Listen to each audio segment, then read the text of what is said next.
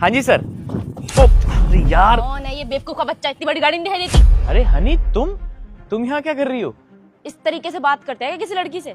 अरे हनी, शायद तुमने मुझे पहचाना नहीं। मैं तुषार, तुम्हारा क्लासमेट। हम दोनों एक साथ स्कूल में पढ़ते थे। मैं क्यों पहचानूंगी तुझे? एक सेकंड, तू वही लड़का है ना जो हमारी क्लास में पढ़ता था, हमारे स्कूल में था? हाँ हनी, सही पहचाना। और बताओ, कैसा चल रहा है सब कुछ? वो तो मैं तुझे बताना बिल्कुल भी जरूरी नहीं समझती। और हाँ, तू मुझसे ऐसे मत मिल कि जैसे मैं तेरी बहुत पुरानी दोस्त हूँ। मैं तुझसे स्कूल में भी बात करना पसंद नहीं करती थी, तो मैं तुझसे अब भी बात करना पसंद नहीं करूंगी। और वैसे भी तेरी तो औकात नहीं थी हमारे स्कूल में पढ़ने की भी, और तू मुझसे बात करने की बातें कर रहा है। तुझे पता भी है हमारे स्कूल की कितनी ज्यादा महंगी फीस थी, और तुझे तो स्कॉलरशिप मिल गई थी इसलिए तू हमारे स्कूल में आ गया पढ़ने के लिए, वरना तेरी औकात नहीं थी वहां पढ़ने की भी। तुझ जैसे बच्चे तो गवर्नमेंट स्कूल में अच्छे लगते हैं, ना कि प्राइवेट स्कूल में। अरे हनी, क्या हो गया? तुम ऐसे क्यों बात कर रही हो? देखो, अगर तुम्हें मेरी बात का बुरा लगा हो तो आई एम सॉरी। मैं तो बस तुम्हारे हालचाल पूछ रहा था एज अ फ्रेंड। मेरे हालचाल तो तुझे दिखाई दे ही रहे होंगे, पहले से भी ज्यादा बेटर हो चुके हैं। अरे पहले भी मैं अमीर थी, अब तो उससे ज्यादा अमीर हो चुकी हूँ। और तुझे पता है, जिस कंपनी से मैं अभी डील करने के लिए जा रही हूँ, अगर वो डील मेरे हाथ लग गई तो उसके बाद तो तू पूछ ही मत, पैसा ही पैसा होगा मेरे पास। और ये जो गाड़ी है ना, ये गाड़ी मैंने अभी अभी ली है। वैसे ये गाड़ी लेने की मुझे जरूरत तो थी नहीं, मेरे पापा के पास ऑलरेडी इतनी सारी गाड़ियां हैं। और तुझे तो याद ही होगा कि स्कूल टाइम पे भी मैं पैदल नहीं आती थी स्कूल में, गाड़ी से आती थी हमेशा। और अब तो मैंने खुद की गाड़ी ले ली है। और तुझे देख के तो मुझे ऐसा लगता है कि तूने अपनी लाइफ में 1% भी तरक्की नहीं की होगी।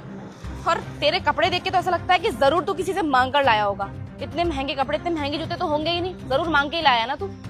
अरे यार हनी, देखो, तुम इतनी तरक्की कर रही हो, तुम्हारे पास इतना पैसा है, देखो अच्छी बात है, मुझे खुशी है तुम्हारी ये तरक्की देखकर।